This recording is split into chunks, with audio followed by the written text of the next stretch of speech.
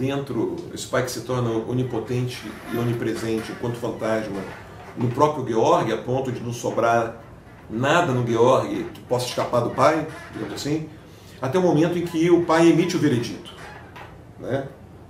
Eu te condeno à morte por afogamento, né? E essa palavra, que é a verdade, a palavra da verdade, é um veredito, né? A palavra que se quer como verdade, entendida aqui como uma verdade totalizante, e entendida aqui, essa verdade totalizante, enquanto uma indistinção entre a palavra e o ato, né? Entre a palavra e seu efeito, né? Uma vez o veredito lançado, só cabe ao Georg se lançar no rio, né? Eu te condeno à morte por afogamento, o Georg vai, desce, sai do prédio, atravessa a rua e se joga, né, pelo rio. Se joga no rio, né? Curiosamente, se a gente pensar numa circularidade possível do poema o veredito, propositalmente estou falando isso, o começo logo do veredito, o Georg está escrevendo a carta para o amigo russo, né, que ele já não vê há muito tempo, levanta os olhos da carta e pela janela ele vê o rio, né? Essa certa circularidade que o rio já está no começo do veredito, nessa pausa que ele faz ao escrever a carta, e é nesse mesmo rio que ele vai se jogar após o veredito paterno, né? Quer dizer, me parece que que o veredito ele tem uma dupla estratégia do Kafka, daí que é um texto importantíssimo, tal qual me parece, que é essa estratégia do Kafka de, em vez de se rebelar contra o poder, que seria uma outra estratégia, né, da literatura, se rebelar contra as forças opressoras, digamos assim, ali no caso entendido pela figura do pai, né? Mas me parece a grande briga do Kafka não é exclusivamente contra o pai, é contra qualquer opressão, seja a polícia, como aparece, seja os militares, como aparece em outros textos, quer dizer, contra qualquer figura da opressão, onde o pai representa uma dessas figuras fortes para ele, obviamente, da opressão, a ponto dele ter pensado em fazer um livro chamado Os Filhos, com as novelas, com os contos sobre, alguns textos sobre a figura paterna e sobre a figura do filho, né? Me parece que o que o Kafka está querendo, em vez de combater o poder nesse texto, é muito pelo contrário, fazer com que o poder seja levado às últimas consequências, né? Fazer com que, um certo lado, o poder se mostre plenamente no seu extremo de poder, enquanto que um outro aparece, o outro, no caso o filho, apareça completamente em sua impotência máxima, né? Revelar o poder enquanto poder a partir da impotência. Isso me parece que é o que o Kafka está entendendo como poema. Eu poderia dizer que o poema, então, tal qual é lido aqui no livro, né,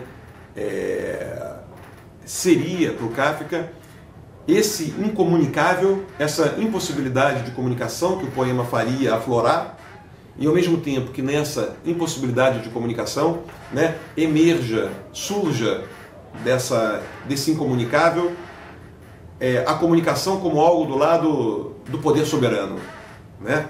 E que é preciso fazer com que esse poder se revele até o fim. E para esse poder se revelar até o fim, o poema se identifica com um lugar de uma impotência máxima.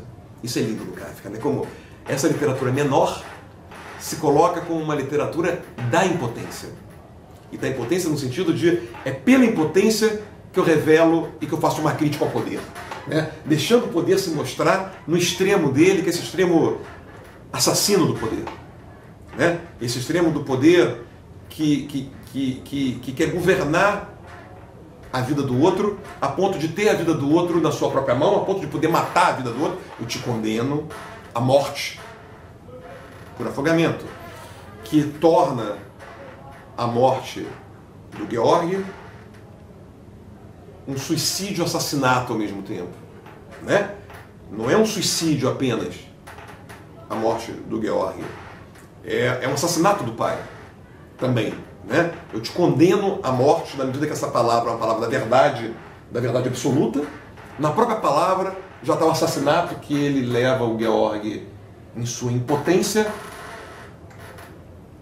realizar sobre si, o suicídio do Georg, esse suicídio-assassinato, né? Consequentemente, o caminho do livro para pensar o poema seria esse caminho, do incomunicável e da impotência que deixa o poder aparecer em seu extremo, fazendo uma crítica do poder pela presença do poder e não pelo combate ao poder, né? Me parece isso, poderia dizer hoje, viu Kafka então, que o poema hoje seria esse lugar da impotência, né? Chamando atenção, obviamente, para que esse lugar da impotência é aí que está a força do poema, né? O poema a força do poema provém de que todo o mecanismo do nosso tempo, né? Os poderes estabelecidos, a linguagem estabelecida, tudo quer poder, né? E talvez o poema seja esse lugar que assume em si esse não poder, da onde ele pode, pelo não poder, fazer a crítica ao poder. Isso me parece ser a questão, para mim, como surge no Veredito, como eu poderia ler, como eu leio no livro O Veredito, para tentar chegar ao poema, o que parece dizer completamente também respeito, parece inteiramente harmônico, a passagem que você leu do Janusz, onde o Kafka teria dito ao Janusz que o poeta é menor, que o poeta é o que mais sofre, né? É o menor, é o impotente. E aí está a força dele, nessa própria impotência. Ele sofreu o que ninguém sofreu. Ele se atravessado por intensidades que ninguém por elas for atravessado. E por isso ele entender como ninguém, como ele é menor, é o menor que entende o maior como ninguém, né? É o torturado que pode entender o torturador, que pode saber o que é o torturador mais do que qualquer outro. É o preso político que pode saber o que é o Estado mais do que qualquer outro. É esse que hoje, esses 23 jovens que estão sendo professores, inclusive muitos, que estão sendo condenados à prisão, que podem saber o que é o Estado, né? Esses que estão correndo risco, que estão recebendo um processo tão absurdo quanto o do Kafka, digamos assim, quanto o texto do Kafka, que podem saber o que é o poder, né? Então, essa crítica do poder pela impotência me parece ser o que o Kafka poderia entender como poema.